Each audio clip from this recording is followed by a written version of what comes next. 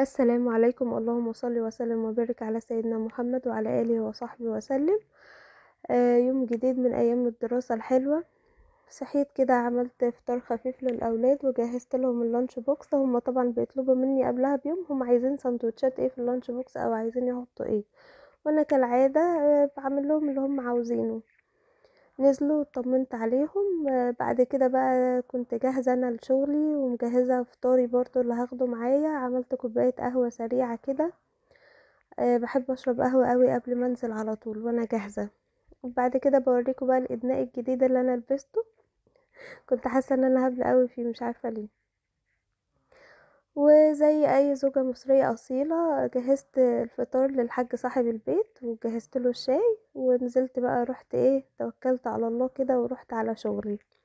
اليوم ده بقى انا كنت ناوية ان انا وانا راجعة هجيب كرنب وهجيب طلبات محشي، وهاجي ابدأ في المحشي على طول اول ما ارجع. اول ما رجعت بقى لقيت اوضه الاطفال اللي عندي متدربكه خالص. نضفتها مع نفسي وشغلت البخور فيها وعطرتها وقفلتها وخلاص، وقلت هبدأ بقى في الشقة برا واظبط المطبخ. ما بحبش اعمل اي اكل خالص غير لما اظبط المطبخ. كنت بوريكم هنا المطبخ كان حرفيا يضرب يقلب. ايام شغلي وايام دراسة الاولاد، واوقات كتير بصحى بدري. انا بصحى من الفجر الساعة 5 كده لازم اكون صاحية، اصلي الفجر واشوف اللي ورايا بقى لليوم. كنت مجهزة بقى. خرجت وجبت طلبات ورجعت بدأت في المحشي كده حرفيا الساعة 8 بالليل. هنا بقى تفاصيل المحشي معاكم. حطيت زبدة بلدي وطبعا بصل مبشور. انا بحب البصلة ما محمرهاش قوي يعني، بتبقى نص تحميرة كده. بحط عليها التوم وبعدين انزل بعصير الطماطم. بحب احط عصير طماطم كتير قوي، مش بعتمد بقى ان انا احط صلصة وكده. انا برضو بحط صلصة بس بزود عصير الطماطم اكتر واسيبه بقى يتسبك خالص مع نفسه. اوطي عليه كده واسيبه يتسبك. عايزة اقول لكم ان انا اليوم ده كنت ناوية تاني يوم هاخد محشي لاصحابي في الشغل. يعني برضو في الفيديو ده عايزة اتكلم معاكم عن الشغل عموما للست. هو المفروض الشغل مكان احنا بنقدم فيه خدمات مطلوبة مننا، بس في ناس بقى بتتعامل رسمي قوي، وفي ناس تانية تحس ان انت اخدت عليهم بسرعة. اصحابك اخواتك بتحبوا بعض جدا. وده الحمد لله اللي حصل معايا. يعني ربنا عوضني ان انا كنت منقطعة عن العمل بقالي 5 سنين او 5 سنين 7 سنين. فالحمد لله يعني لما رجعت السنة دي للشغل ربنا عوضني بناس يعني اكتر من اخواتي بصراحة. ربنا يا رب يديمني ويديمهم نعمة في حياتي ويديمني نعمة في حياتهم. آه، طبعا بقى في الشغل مش كل الناس بنلاقي كل الناس حلوة. في اماكن كده بيبقى فيها ناس عدائية شوية. دول بقى ان احنا نتجنبهم خالص خالص يعني. حتى المعاملة بالمثل ما بتنفعش معاهم. لما بيكون انا مثلا بلاقي حد عدائي في مكان انا موجودة فيه، خلاص ما بتعاملش اساسا. تاني حاجة بقى هتكلم فيها الروتين الممل. ناس كتير بتتكلم على اليوم هو بيتكرر، هو نفس اليوم كده. عايزة اقول لكم حياتنا كلها كده، كل الناس كده، مش حد تعبان وحد مرتاح. لا، احنا في مصر يا جماعة، احنا في مصر يعني كل الناس الحمد لله كل واحد ربنا يعينه على حاله. فبلاش بقى ان احنا. هنا بقى كانت البصلة عندي يا دوب دبلت شوية. خدت لون، مش كلها خدت لون. انا بحب كده في المحشي بالذات، وجربوها هتلاقوا طعم المحشي اختلف. حطيت بقى الثوم قطعته وقعدت اقلب بقى فيه لحد ما الثوم كده ريحته طلعت، وبعدين حطيت عليه صوص الطماطم وسبته بقى يتسبك مع بعض. عايزة اقول لكم برضو من الحاجات الصعبة قوي في حياتنا ان حد يبقى باصص لك على انك شخص مرتاح في شغلك، مرتاح في بيتك، مرتاح في حياتك، مش محتاج لحد. مش معنى ان الواحد يبقى مكتفي بذاته فهو كده خلاص هو ملك الدنيا والاخرة وملك كل حاجة. مفيش حاجة كاملة، الكمال لله وحده. مفيش حاجة كاملة في حياتنا. ما تبصش لحد زي ما قلت في الفيديو اللي فات، ما تبصش لحد ساكت وراضي على انه مرتاح. انت ما تعرفش جواه ايه، ما تعرفش هو ماشي ازاي، ماشي حياته ازاي، ماشي يومه ازاي، بيتعامل وجواه ايه، حاسس بايه. نرجع للمحشي. حطيت بقى التوابل. بحب احط في التوابل توابل محشي.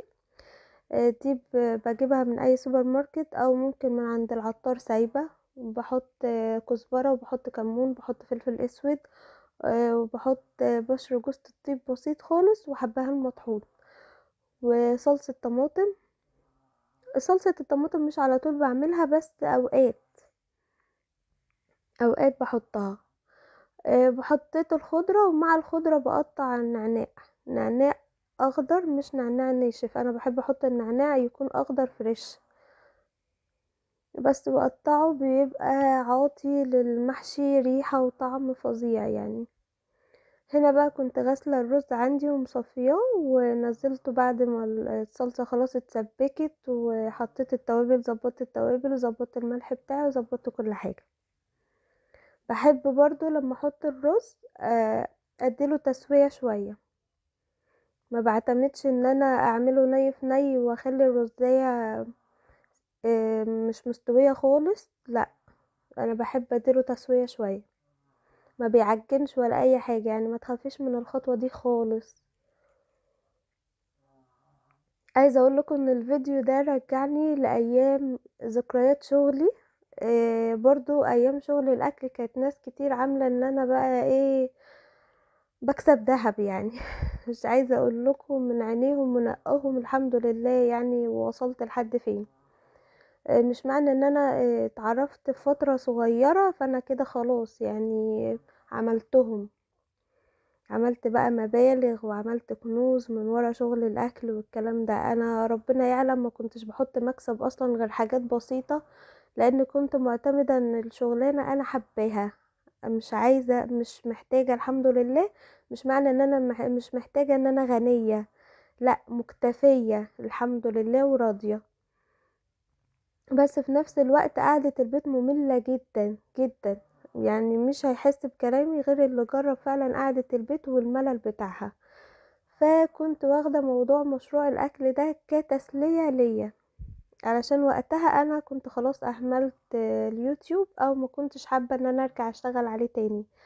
فبرضو اليوتيوب من الحاجات اللي بتسلي الواحد. فكرة ان انت تصوري وتمنتجي الفيديو وتحطي صوتك عليه وتظبطيه وتنزليه، برضو ده بياخد من وقتك، فده بيسليكي. هنا بقى في الفيديو كنت عاملة برضو لأصحابي بطاطا بالزبيب وجوز الهند، بس لقيت الكمية قليلة مش هتقضينا كلنا، فقلت خلاص بلاش منها.